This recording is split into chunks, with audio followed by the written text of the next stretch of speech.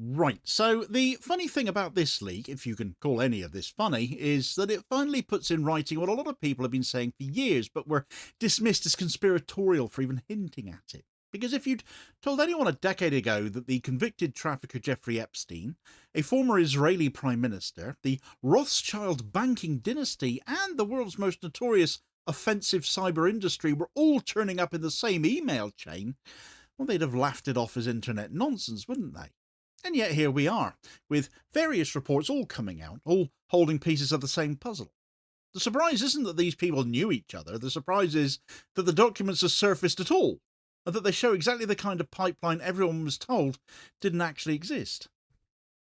Right, so the thing to grasp from the start of this story is that it feels explosive because people are treating it like four separate scandals stacked on top of each other. Epstein, Ehud Barak, the former Israeli prime minister, Rothschild finance, and Israel's offensive cyber weapons trade. But the moment you look at the sources, you realise these aren't four stories, they're four strands of the same system. And the reason it's all coming out now is because the leak has given us a written record that shows exactly how these strands fit together. And once you see it, you can't unsee it. You stop thinking in terms of individuals and start thinking in terms of the machinery behind what was going on here, because the emails, the Epstein emails, don't show a conspiracy, they show a network. And the network makes far more sense than the personalities themselves ever did. So let's start with Epstein, because everything else sits on top of that. You can't understand the leak without understanding who Epstein actually was in the political ecosystem. And the problem is that the public version of Epstein's story is too small. People reduce him to a trafficker, and he was a trafficker. That part is ugly and proven. But if he had only been that, he would have been isolated, not embraced.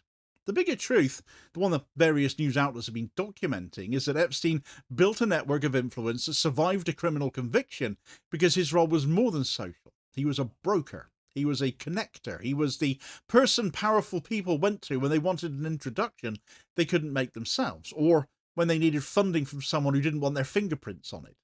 The logs show it. A document review identified over 100 meetings between Epstein and elites from 2013 through to 2017, a period where any normal political or financial figure would have cut ties with him for reputational survival. But Epstein didn't lose access. He gained it.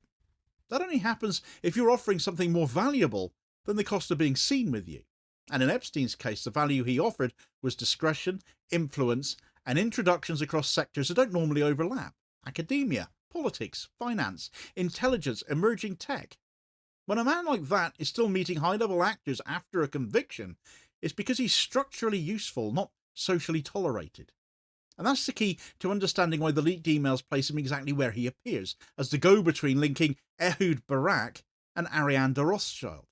It looks shocking if you think of Epstein as a disgraced socialite. It makes perfect sense if you think of him as what he functionally was, a private political and financial conduit. Epstein relayed messages between Barak and Ariane de Rothschild, including the line from Ariane telling Barak that if he wants to make serious money, he needs to build a relationship with her. That line isn't gossip, it isn't innuendo, it's written evidence that the head of one of the most powerful private banking dynasties in Europe was signalling willingness to work with a former Israeli prime minister, and that Epstein was the one making the introductions. Now, the thing to remember is that this wasn't a first contact. The record confirms that the Edmund de Rothschild group had multiple meetings with Epstein between 2013 and 2019. That's 6 years of access. And in 2015, her group signed a $25 million contract with Epstein's Southern Trust for what was described as risk analysis and algorithmic application, which is exactly the kind of vague, high-tech terminology banks use when they want to describe something without explaining it. The point is that the relationship was already active, already financial, already structured. The email simply shows Epstein trying to expand the relationship by adding Barak into the mix. And this is where people make the mistake of assuming this must have been some kind of secretive or unusual thing. The truth is far simpler than that. This is how private capital simply circulates. Banks like the Edmund de Rothschild Group, they don't operate like retail banks. They don't serve the public at all. They don't come under the same kind of scrutiny. They operate behind closed doors with donor-advised funds and umbrella vehicles and private wealth instruments and discretionary investment structures, all designed to move money with quiet efficiency. If you want capital that comes without political oversight, that's the institution you go to, isn't it?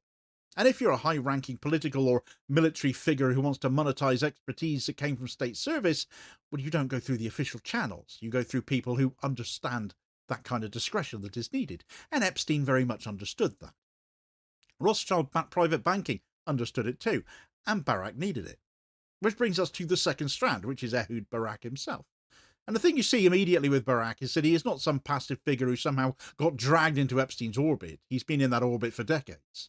Haaretz reported in 2019 that Epstein invested $2.3 million into Barak's investment company in the mid-2000s. You don't take that kind of money from someone you don't know, do you?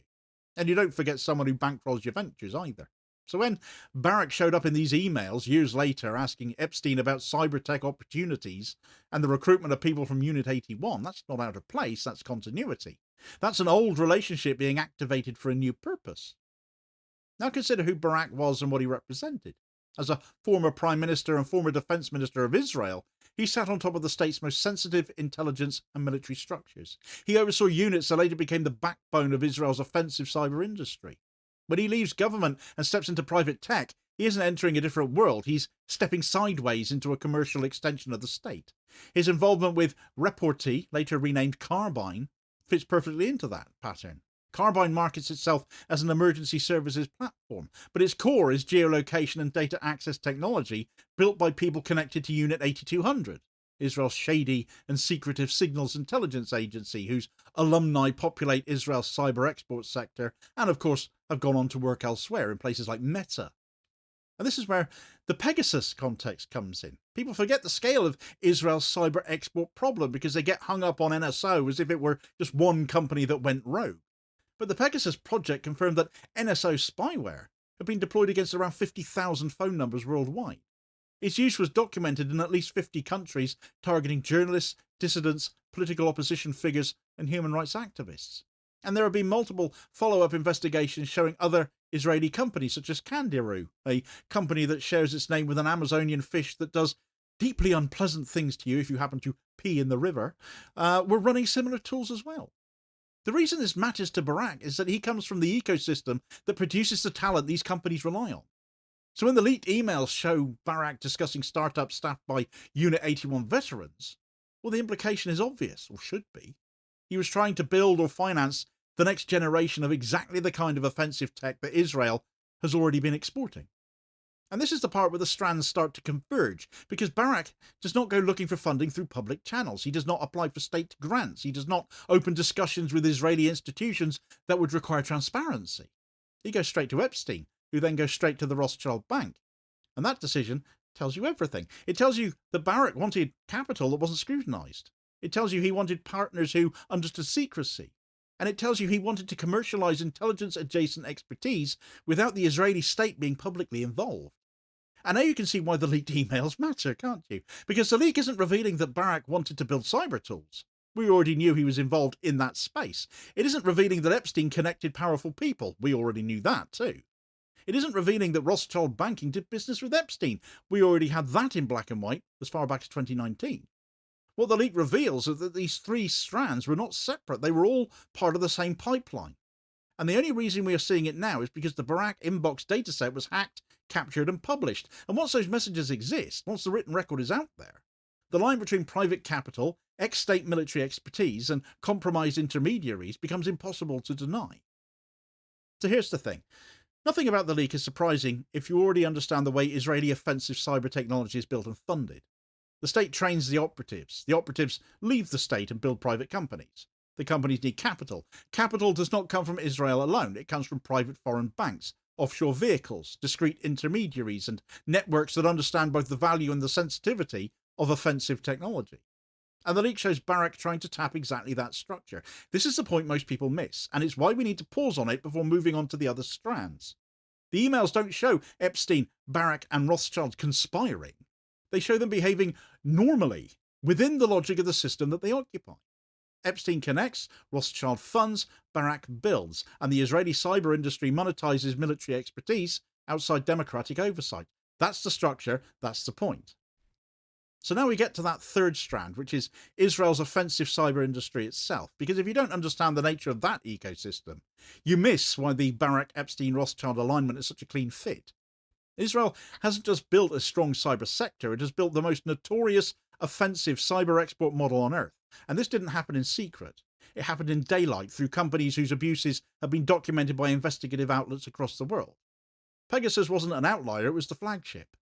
When the Pegasus project identified around 50,000 potential targets, what they were exposing was the industrial scale of Israel's spyware deployment. When this was traced to the presence of Israeli spyware across at least 50 countries, they were showing how these tools had become everyday instruments of repression. And you can see the rhythm of it. Israeli military intelligence trains the operatives. The operatives leave, form the private companies, and build the product using that same expertise.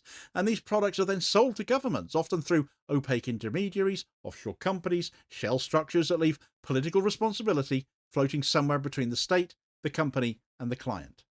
Israel gets plausible deniability, the private company gets profit, the client gets the ability to surveil or infiltrate opponents without the political blowback of developing such tools domestically.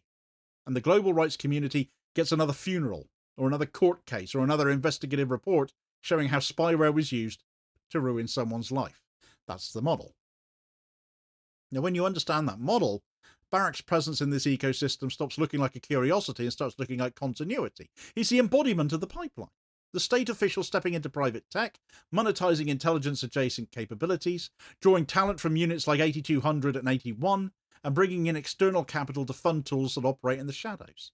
His involvement in Carbine is a public example. The leaked cyber startup discussions with Unit 81 personnel are a private example. The difference is only one of visibility. The function is the same. And this then brings us on to that fourth and last strand, the Rothschild finance.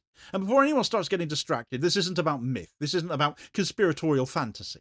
This is about a documented business relationship and a set of financial mechanisms that are objectively useful for anyone who wants to move money quietly. The Edmund de Rothschild Group is a real institution with real global reach, and their business model is very simple. Private wealth management, high-value clients, discrete investment structures, offshore-capable finance, and cross-border capital allocation. When it was confirmed in 2019 that they had multiple meetings with Epstein between 2013 and 2019, when it was revealed that there was a $25 million contract between the bank's group and Southern Trust, what that showed was that Epstein wasn't a casual acquaintance, he was a client too, a business partner, and a known figure inside their circles. And that matters because it tells you why Epstein, of all people, was in the position to relay a message from Ariane de Rothschild to Ehud Barak, saying that if he wanted to make serious money, he needed to build a relationship with her. This wasn't flattery, it wasn't hypothetic, it was a signal from a bank that already had a financial relationship with Epstein, telling Barak that a pathway existed for him. And when you know who Barak was, what he was trying to build, what kind of technology was under discussion, the implication becomes unavoidable. Epstein was trying to bring Rothschild finance into a pipeline that could be used for Israeli cyber technology development. And here's the part that makes everything fall into place. This is exactly the kind of funding structure Israel's offensive cyber industry relies on. It's not funded by the Israeli state alone. It's funded by private capital, discrete partners, high net worth individuals, and offshore vehicles that can absorb risk and avoid oversight. The entire model depends on using private market mechanisms to commercialize state-produced capability. So when the leak shows Epstein trying to bring a private banking dynasty with offshore reach into a conversation with a former Israeli PM about cyber tech staffed by intelligence veterans, that's not suspicious. That's the architecture working the way it was designed to work. And this is where the four strands all now converge, and the picture becomes something you can actually draw a line through. You have Epstein in the middle, passing messages, offering introductions, structuring investment ideas, and putting people in the same orbit. You have Barak on one side carrying military and intelligence expertise into the private sector, looking for capital to build or back cyber tools that operate on the boundary between security and surveillance. You have Rothschild finance on the other side, offering the kind of discrete capital structures that allow sensitive technologies to be funded without state oversight or public scrutiny. And between them sits the global offensive cyber industry that Israel has been exporting for years. The one already responsible for Pegasus and Candiru and every other spyware scandal currently sitting in the courts and inquiries around the world. Now people will ask the predictable question, I dare say. Does this prove that the Rothschild Bank funded Israeli offensive cyber weapons? And the answer is no, because there's no evidence of a completed transaction for cyber weapon development through Rothschild vehicles. That part of the pipeline has not been documented. But the question itself misses the point, because the relevant question isn't, did the money move? It's, why were these actors all in the same room, and what were they trying to build? And that's where the leak is devastating, because what it proves is that the pipeline existed. The introductions were being made. The interests did align. Epstein was brokering. Barak was recruiting. Rothschild finance was engaged. And the entire ecosystem of Israeli offensive cyber exports sits in the background, providing the context that makes the conversations meaningful. And once you see that, you understand why none of the actors involved wanted this leak to surface. Epstein is dead, but his network lives on in documents that expose how deep his connections were. Barak is politically marginal now, but his private activities still reveal the line between state expertise and private profit. Rothschild finance has spent years trying to avoid being drawn into the reputational gravity of Epstein because their business depends on discretion.